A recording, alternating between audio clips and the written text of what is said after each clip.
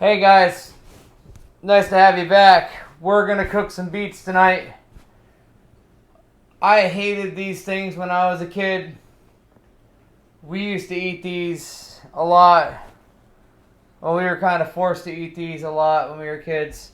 And I think the reason that I hated them when I was young is I just never had them cooked the way that I liked them. We used to get them canned. And that was always awful because they were just never prepared the way that I would eat them. We were a budget household, so canned vegetables. And I think that a lot of kids growing up at the time that I was growing up, canned vegetables were really the way it was because that's what our parents were raised on. And I think that that was kind of the way of life for them too. So nothing against our parents' upbringing and the way that they brought us up at, but we have new methods now, right? So let's make these better. Let's make beets better, right? Make beets better again? I don't know. So we're gonna do that right now. I'm gonna put some beets in this pot. They're unpeeled because we're gonna peel them after they've been cooked. I have some whole garlic right here. Probably, what's that, about 5 or 6 cloves. We're going to put that in there. I got a handful of bay leaves.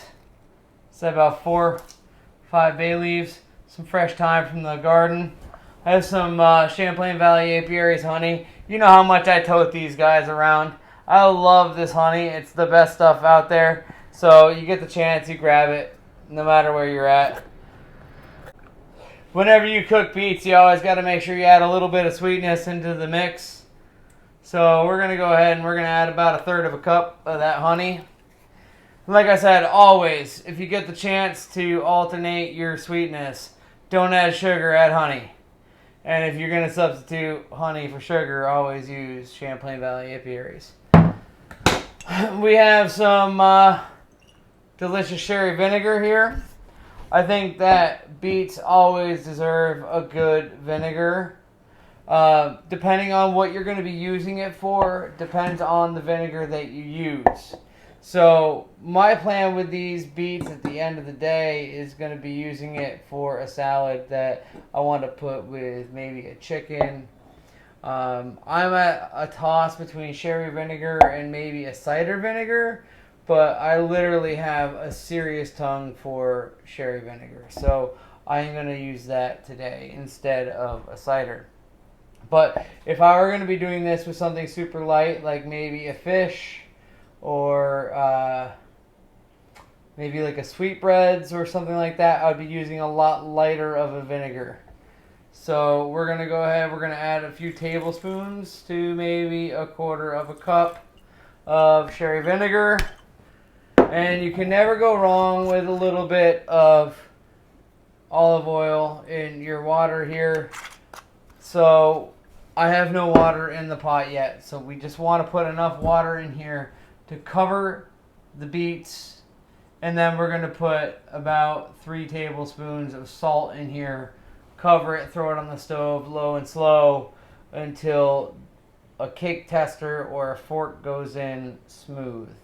When that happens, we can then pull them off the stove, pull the skins off, and they are ready to rock and roll. So, now that I've put you through the preparation of the flavoring of the beets, I will add the water, I'll put them on the stove, and we'll come back once they're ready to peel, and I'll show you an easy way to peel these. Beets are cooked. I am going to be making a salad to put with the chicken I just grilled. I marinated it with the same marinade that I used on the beef heart that I did in the video for the anticuchos, if you guys check that out. So anyway, a lot of the times you'll see people peel out beets with a rag, and you can do that. It's a little bit of effort, but I like to use a peeler just so it's consistent and it's pretty easy. So I'll just take the peeler and just shred it over the beet, and that typically does the job. Instead of ruining like 2 or 3 towels, you only go through one. So when you're done cooking a beet, after you boil it, I always dump the water out and give it a few minutes to steam. This allows the skin to separate a little bit, makes it easier to peel, so more of the skin comes off with less effort. So I'm not even actually using the peeler to actually peel it. I'm just using the peeler to kind of pull the skin away.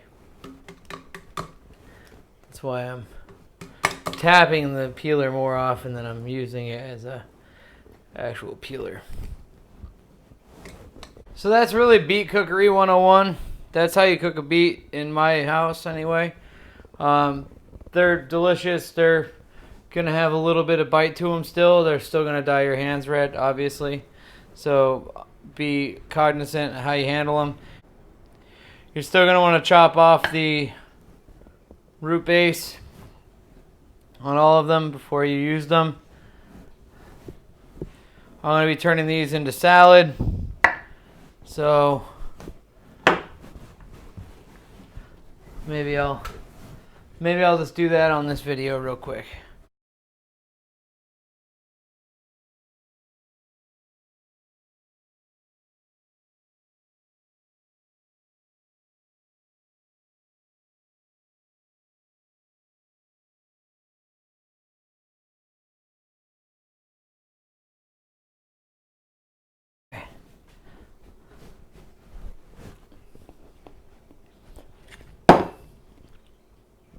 So much better than those canned beets that my parents used to buy when I was a kid. Oh my God.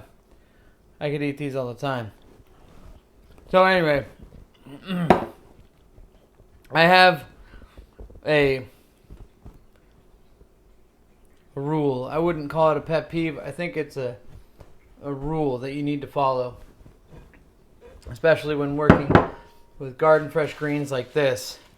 You can't add something that's steaming hot that just came out of the oven to such beautiful greens like this. Because if you do, then these greens are going to wilt and they're going to die on you really fast and it's going to turn to crap. So we need to let these kind of chill out for a while. We have all the makings of the salad right here. I have the pickled onions that I made recently. We have some sliced cucumbers. We have some feta cheese and olive oil, some lime juice, some salt. Just some simple ingredients that we're going to add to this salad that we're making. We have some grilled chicken over there with the marinade that I talked about earlier. This is all going to come together into a great salad. I'll take a picture. I'll post it up at the end. But until then, I'm going to just let these beets chill out. And once they get cool, I'll dress them up with the dressing that I'm going to make.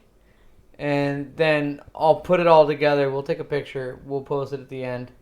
And you guys will see what it looks like. It's going to be beautiful. It's going to be great. I can't wait to eat this stuff and get the beet off my hand. Anyway, thanks for joining me. I hope you guys can try out the way I cook these beets. You will prefer this over canned beet any day. I absolutely guarantee that. You get the chance, give it a shot. And like I said, experiment with other vinegars depending on what you're cooking it for. Other proteins, other whatevers. If you're just doing vegetables, think about the vegetables you're cooking it with. Think about what you're pairing it with. Vinegars all match up. They all come from somewhere, so think about the profiles that you're cooking with. Think about the cheeses you're using. Think about if you're using pickles, if you're not using pickles, what kind of greens you're using. Are they hearty or are they light?